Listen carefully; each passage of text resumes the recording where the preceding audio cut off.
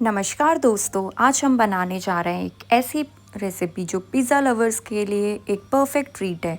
तंदूरी मायो garlic bread bytes. ये recipe इतनी चीज़ी, creamy और फ्लेवरफुल है कि एक बार खाएं तो बार बार बनाने का मन आपको करेगा। तंदूरी मायो, मेल्टेड चीज़, क्रंची वेजीज और गार्लिक का ज़बरदस्त कॉम्बिनेशन। तो चलिए शुरू करते हैं। तो यहाँ पे गार्लिक ब्रेड बाइट्स बनाने के लिए सबसे पहले मैंने बेल पेपर्स को कट कर लिया था।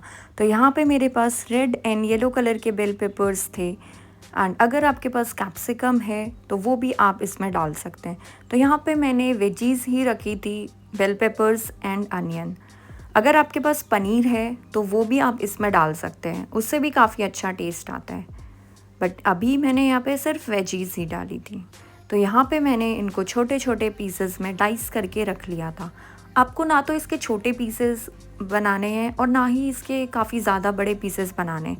तो आपको मीडियम साइज़ के, इतने साइज़ के आपके इनके पीसेस बनाने हैं।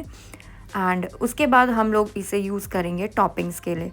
तो यहाँ पे मैंने एक एक करके सारी चीज़ें कट कर ली थी। अब बारी थी अनियन कट करने की। तो अनियन को मैंने इस तरीके से 4 पीसेस में कट कर लिया था। एंड उसके बाद अपने हाथों की मदद से मैंने अनियन को इस तरीके से निकाल लिया था। तो आपको इन्हें ज़्यादा कट करने की ज़रूरत नहीं है, इस तरीके से इसके 4 पीसेस करने हैं।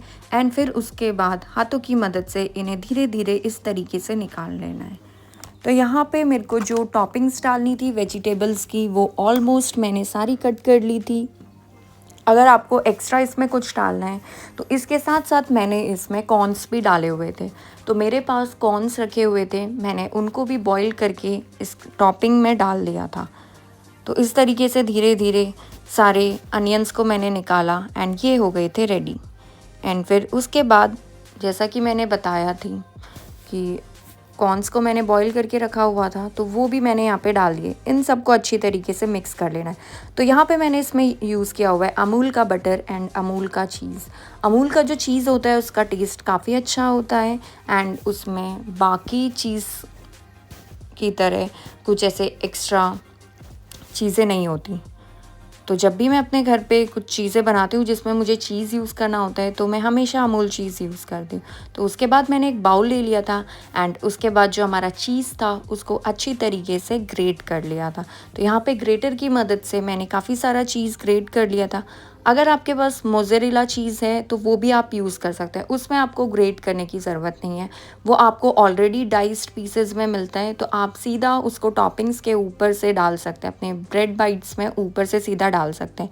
तो यहाँ पे मैंने चीज़ को ग्रेट कर लिया था। तो चीज़ आप अपने अकॉर्डिंग डाल सकते हैं, अगर आपको चीज़ ज़्यादा खाना पसंद है तो आप ज़्यादा चीज़ इसमें डाल सकते हैं। बट यहाँ पे मैंने चीज़ को मीडियम रखा था। तो ऑलमोस्ट मेरा जो चीज़ था वो ग्रेट हो चुका था, आप लोग देख सकते हैं।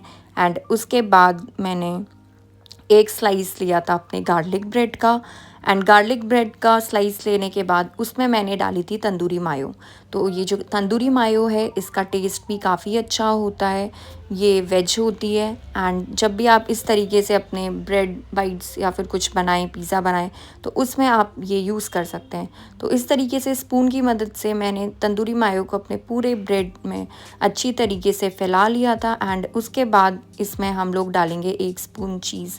तो चीज़ को भी मैंने ब्रेड के चारों तरफ अच्छी तरीके से स्पून की मदद से फैला लिया था। एंड उसके बाद सारी vegetables, corn, yellow bell pepper, red bell pepper and onion को डाल दिया था।